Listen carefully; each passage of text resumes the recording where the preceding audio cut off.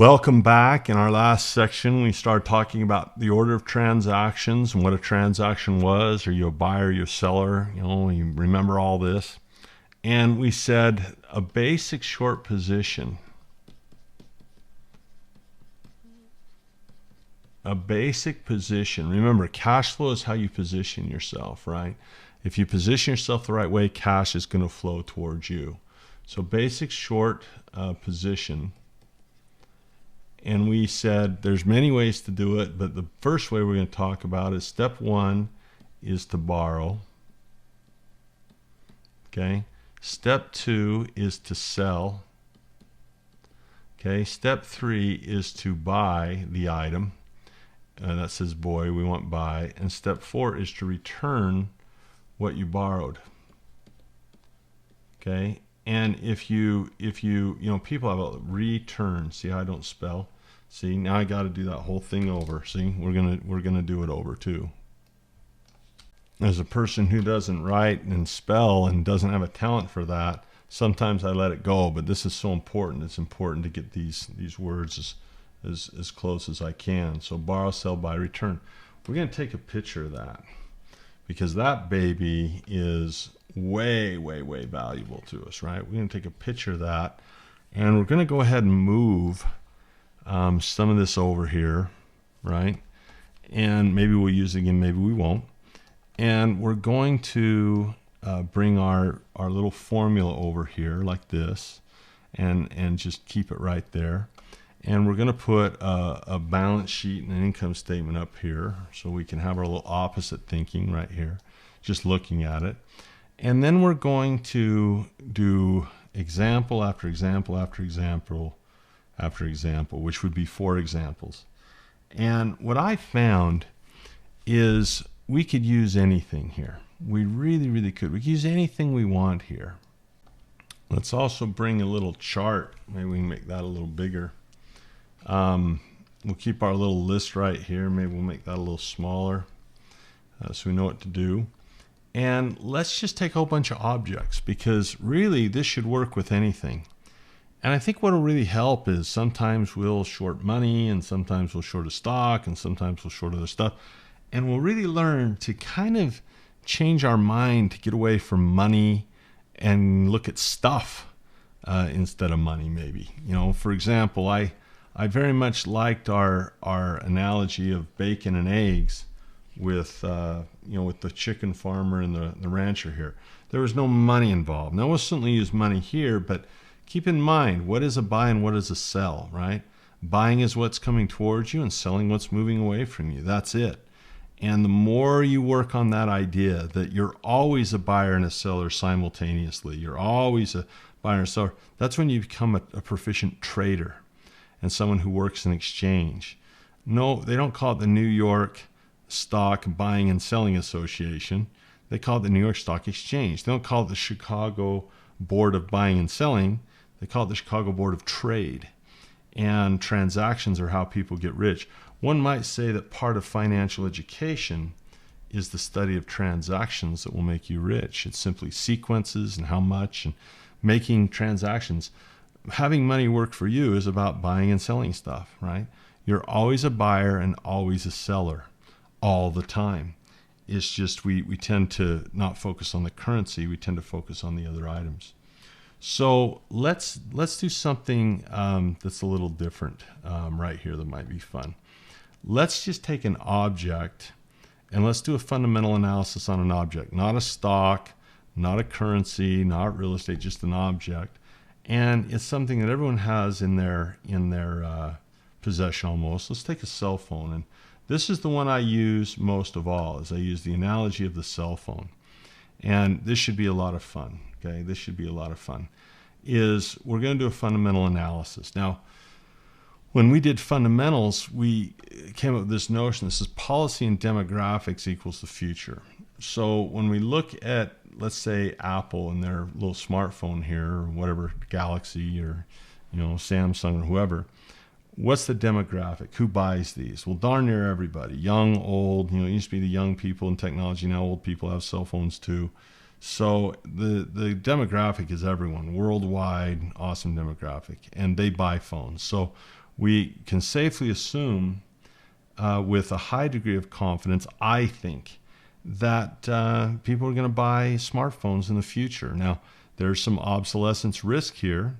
I showed my sons a rotary phone from a great uncle that I had that passed away, and we were going through his stuff, cleaning it out. There's an old rotary phone. He was still using it till he was 92. And there's this old rotary phone. Well, maybe there'll be some obsolescence risk and people won't buy phones anymore. But for now, I would say that these are pretty safe for the next 5 years as of this recording, that they're going to keep making new ones and better ones, and that there's a high demand for it. So that's the demographic. Okay, what's Apple's corporate policy? Is their policy to say, that's it, we got the iPhone here, we're not going to make a new one? Is that their policy? Or is it like, we got to innovate or we're going out of business? If we don't sell new phones, we won't make money. So their policy is they come out with a new phone every year or so, right?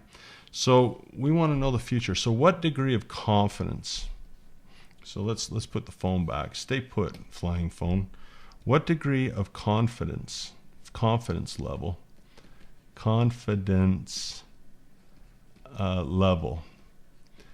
of the future that they'll come out with a new phone? I would say in the next year to two, my confidence level is very, very close, approximately to 100% that they will. So I know the future now, okay? Now, let's say that if I got on eBay right now and one of these, jailbreak, awesome phones, whatever, let's say it's about $600 to get the newest model, the one we have right now. Well, I believe that when they'll come out with the new one, so maybe they have like version 12 and they're going to come out with 13 or whatever the versions might be in the future, right? We don't know, 11s, 10s, whatever. There's a real likelihood, I think, and again, a confidence level that this iPhone, let's say it's an iPhone 11 maybe or something like that. Oh, what happened? We had a little crash there. Might have. Must have hit something or done something wrong and lost my my stuff here. So anyway, we're saying we think that this will be $600, and my confidence level is also close to 100%. Let's say this is an 11 model or whatever it might be, right? That if they come out, my confidence is 100% that they'll come out with a 12, right? And also that when they come out with a 12, I think the price of the 11 will go down. And so maybe it gets cut in half to where now the new models worth 600, but the olds are worth 300. So I'm going to make a prediction based on this fundamental analysis and the technical trends of the past to say, definitely think they're coming out with a new phone. Definitely think that the old phone's going to drop in price. It just seems like as soon as I buy a computer, the new one comes out and my computer loses value. And as soon as I buy a new car, the next year model comes out and mine loses value. It's this constant freaking battle that everything we buy as a consumer, the moment we buy it, unless it's an antique, it loses value. And so this should be very easy to understand, that here we have an object that's losing value. Well, if we go back to what we learned before, right? If we go back here, we know that if it's going up in value, we'd want to buy it. So if I thought it was going 600 to 1,000, then I'd want to buy it. But since I think it's going from 600 to 300, I want to borrow it. Okay, and I think you're going to see how this works with each and every example we do. Painstakingly slow, lots of repetition. So I have a choice. Here I have something with a high confidence level using the 4 pillars: fundamentals, technicals. Now I have to decide how to position myself with cash flow. I have a high level of confidence that this is going to go down. So if I think it's going to go down, which arrow should I choose? Should I choose the up arrow and own it, or down arrow and borrow? I'm going to borrow this phone. So let's get some cast of characters in here, and let's get this young lady. And she's got to be taller than that. Look at her grow right up there. We got this young lady right here. That's a little too tall. We don't want her to, be 10 feet tall, And then let's get this guy here that looks kind of perplexed because she understands this, but he doesn't. We're not going to exploit anybody. That's not the purpose. But we're just gonna work with these two people right here. and then we're gonna have some fun. So let's say that this person has a phone. So let's get it here. Here's his phone. He's got it. It's in his possession right now. Remember, we talked about the importance of what? Possession. So right now, since he has possession of it, he could do a couple things with it. He could sell it, or he could loan it out. So those are his choices. He could sell the phone, or he could loan it out. He could rent it, which really is all what a loan is rent. If I go to a rental car, they loan me the car, and I give them some money called a fee for interest. Bank money, I'm basically renting that money, and they charge me a percentage. So when I take possession of something that's not mine, it's like borrowing or renting, same idea. You're losing possession of what you have, but you're gaining interest or a rental fee, right? Hey, I don't live in my rental houses right now. I'm letting other people use them and borrow them for rent. And I let other people use and borrow money from me, and other people use and borrow cars and all kinds of stuff. So he can either sell this somewhere or he can loan it. And maybe she says, hey, friend, can I borrow your phone? And I don't know if he charges her a fee or if he just does it good of his heart. Let's just say, yeah, you can borrow the phone. So now we see in this first step of borrowing, it's been accomplished, right? It's been accomplished. So in reality, we could put the phone here. Let's get another one out here. Can I copy this one? I don't know if I can copy it or not. Let's see if I can do it. Copy, and let's get one clipboard. Oh, that's a huge phone. Look at the size of that one. Let's take that down to size. So now my balance sheet looks like this. So it's kind of fun. I didn't borrow money this time. I borrowed a phone, which means I now, what was the word? I now owe this guy a phone. Owe is the word. And so I owe this to him, or she owes it to him, right? Remember, we have things that we own and things that we owe. So we just borrowed this, and in order to get this transaction complete, we're going to wind up at the bottom here returning this phone to him at some point.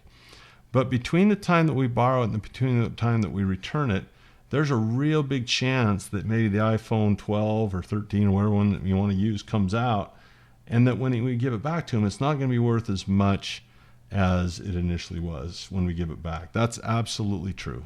Banks have to deal with that, right? A 30-year mortgage, you borrow money from a bank, the value of that dollar when you pay it back on that last payment 30 years from now, well, the dollar wasn't what it used to be, is it? And so the banks, if you're a loaner, that's kind of something you expect. That's something you deal with, right? You loan something out, you loan out a rental car, and someone drives it, they come back, maybe it's got a ding in it, it's certainly older, and it's got more miles on it, right? Well, that's expected. That's part of the game. That's what they understand. So when you rent a house and you give it back, often it's a little beat up, right? I mean, you loan people things, they go down in value. That's just part of the game. They know that. Avis and Hertz know that. Banks know that. They're not dumb. So he loans it to her. But he does it out of the goodness of his heart. He says, look, I'm happy with this phone. You take it for a month. I see you dropped yours in the ocean. Great. I don't want people calling me anyway. Take my phone. Great. So now she's got it. She's got this in her possession. But she didn't get it by buying it like this guy over here. She got it by borrowing it like this girl over here. So she's got that. Okay, what's the next step? She's going to sell it. So she's going to sell it. And right now the price up here, the high price up here is at $600. So this is going to be what? The sell price. So let's put that in parentheses. This is going to be her selling price. She's going to look to trade this phone for 6 $100 bills. And so she goes to eBay. And she marches over here with the phone, and she looks at eBay, and she says, well, I'll be darned, I can sell this for $600, which is amazing because now money enters the picture. And this is like way fun stuff, right? Way fun stuff. So watch this. she's going to sell this phone on eBay and she's going to make a trade. And what's she going to buy? She's going to buy money. So she's selling the phone. So now the phone, belongs to someone on eBay, and she's going to gain $600. So there's one. Look at this. This is fun to do. 2, 3, 4, 5, and nice and patient, $600 right then in her hand. And she's just making it rain, it looks like here, having some fun. So right here, what's interesting is perhaps we take a step back and take a little picture of that. Maybe that's what we should do, is take a little picture of that. And so now up on the balance sheet, we better have her keep hold of it though, right? Keep hold of that money there. Perhaps now on the balance sheet, we can add this right here. So what's interesting is she's lost possession of the phone. Now that someone on eBay has this phone, she doesn't have possession over it anymore. But that doesn't take away the liability. She still has to get this back someday and give it back to the guy she borrowed it from, right? Just like when you borrow from the money from the bank and trade it for a house, you got to get that money back and return it to the bank someday. So this possession of the phone being lost is just like you losing possession of the cash that you borrowed to get a house, right? It's the same thing. So now she's got $600, but she's also got this liability sitting here. Well, we're halfway there. We borrowed it and we sold it on eBay. Borrowed his phone, sold it on eBay. Well, sure enough, our confidence was not misplaced. The iPhone, let's say 12 or whatever number we happen to be on. If you're watching this 5 years from now, maybe it's the iPhone 16, or maybe it's not even there. Maybe they don't even call them iPhones anymore, but there's something that's going to replace it. When it does, the original one goes down. Now it's $300. And so once the price movement that we predicted has occurred, it's now time to change our position, right? And get out of this position and enjoy the cash. So the phone goes from here, and now it's down here in value. It's gone all the way down to 300. So what is it time to do now according to our formula? It's time, according to our recipe right here, to buy it back. So we're going to buy, oh my word, how do I do such things? Move that back down where it belongs. I'm going to buy at 300. So notice that we sold at the high price and bought at the low price. If you buy low and sell high, you're probably going to be in good shape. So how's she going to buy this? Well, she's going to go back to eBay, because now the value is down. And isn't this like the stock market a little bit? The price of the phone is going up and down. The price of the stock is going up and down. Isn't eBay kind of like a stock market with buyers and sellers and bidders and askers? People asking for money and people bidding on money. And isn't that kind of how it goes a little bit? I think that's exactly how it goes. And so let's see how much money she's going to have to spend. 1, 2, 3. So now this is how much money she's got left. So let's take a picture of that. So if we take a picture of that, let's now adjust. Whoop, now I'm opening up wrong programs here. Holy cow, what a disorganized mess today. So here, let's make this shrunk down. So now she no longer has $600. Now she only has what? $300 after this transaction. $300 right in her hand. But she also has a phone now. She has it back in her possession. Still has the liability, but now she's got $300 and the phone because she bought it back. Okay, traded back. So now it's finally time to do the last thing, which is return the phone to its original owner. So now she doesn't owe anything anymore. And look at this. Now she has something that she owns, which is really cool, because now she owns $300. Whoop, get out of here, phone. Come on. Don't be doing that to me. Now she owns $300 and she owes nothing.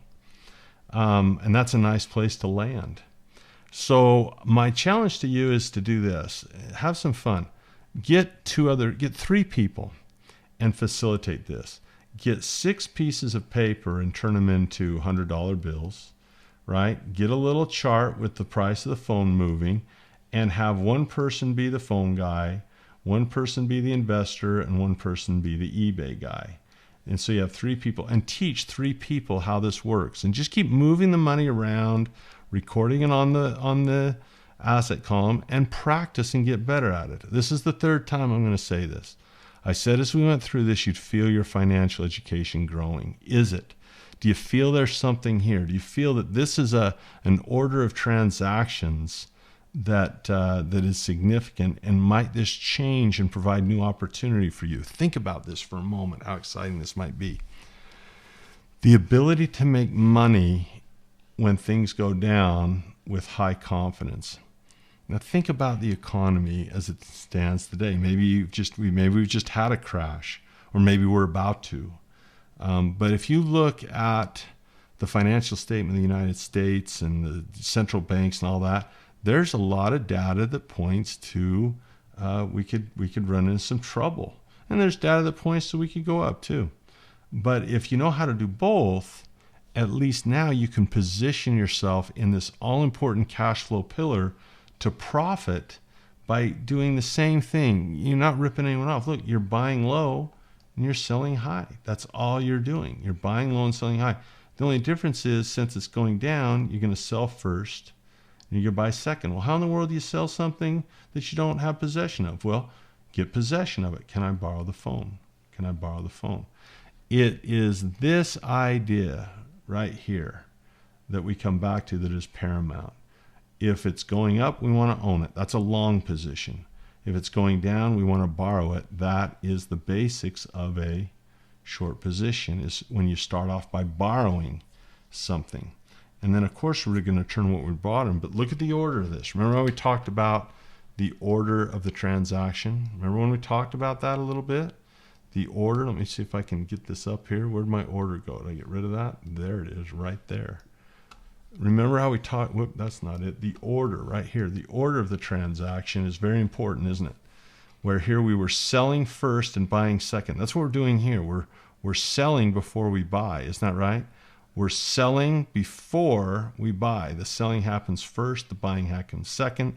Same thing here. What enables us to sell first? We take possession of the item by borrowing it. Then we sell it, let it drop, buy it back. As we let it drop and buy it back, the value of that thing we owe has dropped. And so anything we traded for, we get the difference, right? We're borrowing when it's worth a lot, and we're returning it when it's worth a little, and we get the difference in this period. So whatever value is lost between step 2 and step 3 goes in your pocket. See that? Whatever value is lost. In the long side, it'd be whatever value is gained between the buy and the sell you'd keep in a long side. In a loss, any value between the sell and the buy you get to keep. So how do you sell first? Borrow it, take possession. Sell it, let it drop, buy it back, return it, and you will keep the difference. Now, if this isn't 100% clear yet, join the club. How many times do you think we do this? When I do a live event, and I've taught this in all over the world in many, many, many languages, we practice this. We get everyone to print up some money and get 6 pieces of paper with 100 on it. We get another person to pull out their cell phone and another person to act like they're the eBay store. And we do this transaction over and over and over and over and watch the money come in to make sure we understand how it works. Do the same thing. We're going to do 3 more examples of this. Some people say, well, Andy, that's going to be redundant. But I just know from my experience that it takes a little time to understand this. But if you do the repetition and pause the tape and think about what's being said, it'll click. If you're in part of the coaching program and you have a question, then show up in that next coaching session and ask those questions. So this is our first example of where we sold high and bought low. How did we do it? We borrowed the item first, then we sold it, then we bought it, then we gave it back to its original owner where we owe nothing, right? Because we returned what we borrowed and we have a profit. Great job. When we come back, we're going to make a quantum leap. Instead of doing this with the cell phone, we're going to see if we can do this with a stock.